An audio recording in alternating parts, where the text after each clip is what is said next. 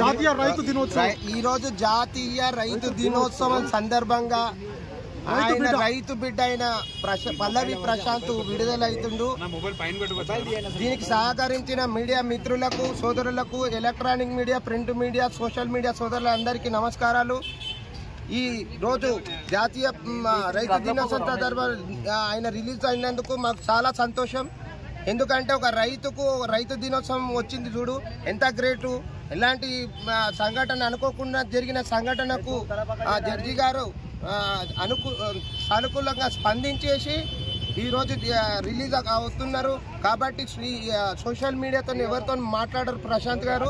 కాబట్టి దయచేసి మీరు ఓపికతో ఇచ్చేసి కొద్ది టైం ఇచ్చిన తర్వాత మళ్ళీ ఒకసారి అందరికి ప్రత్యేక ధన్యవాదాలు.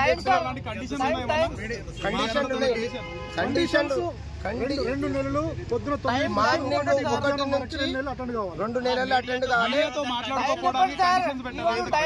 కండిషన్ ఏం లేదు, కానీ ప్రశాంత్ గారికి ఏం చెప్తున్నామంటే కొద్దిగా గ్రామీణ నేపథ్యం ఉన్నది, ఆయన భాష యాసను అర్థం చేసుకుంటలేరు.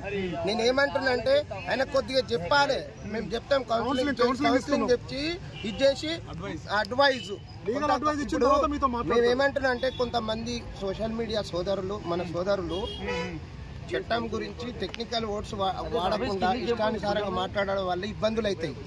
కోర్టుకి ఇబ్బందులు అయితే, ప్రజలకు ఇబ్బందులు అయితే, చూసే వాళ్ళకి అవుతాయి, ఈ ప్రజలకు ఇప్పుడు ఇదైతే. కాబట్టి జాతీయ దినోత్సవం రోజు ఒక చిన్న గ్రామం నుండి వచ్చి పెద్ద స్టార్ అయింది. కాబట్టి దయచేసి మీరందరూ కోఆపరేట్ చేశారు సోషల్ మీడియాలో, ప్రింట్ మీడియాలకు. వారందరికీ ప్రత్యేక ధన్యవాదాలు తెలియజేస్తూ మళ్ళొకసారి పెద్ద ప్రెస్ మీట్ పెట్టేసేసి ఇచ్చేసి పల్లవి ప్రశాంత్ తో మాట్లాడచ్చు. 7:30కి వచ్చేస్తారు.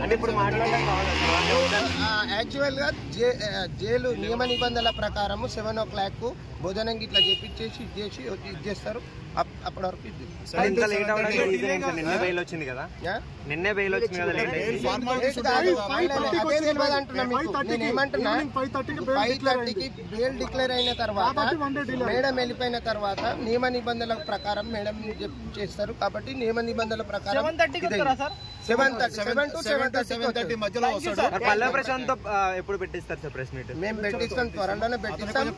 Social media, print media, electronic media సోదరులందరికీ ప్రతి ఒక్కరికి ఫోన్ చేసి రిలీజ్ అయిన తర్వాత ఇంటికి పోతాడా, ఇక్కడ హైదరాబాద్ ఉంటారా?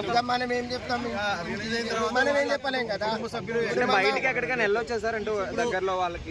ఏడికైనా వెళ్ళొచ్చు. పల్లవి ప్రశాంత్ ఈ ప్రపంచం లేదన్నా తిరగచ్చు.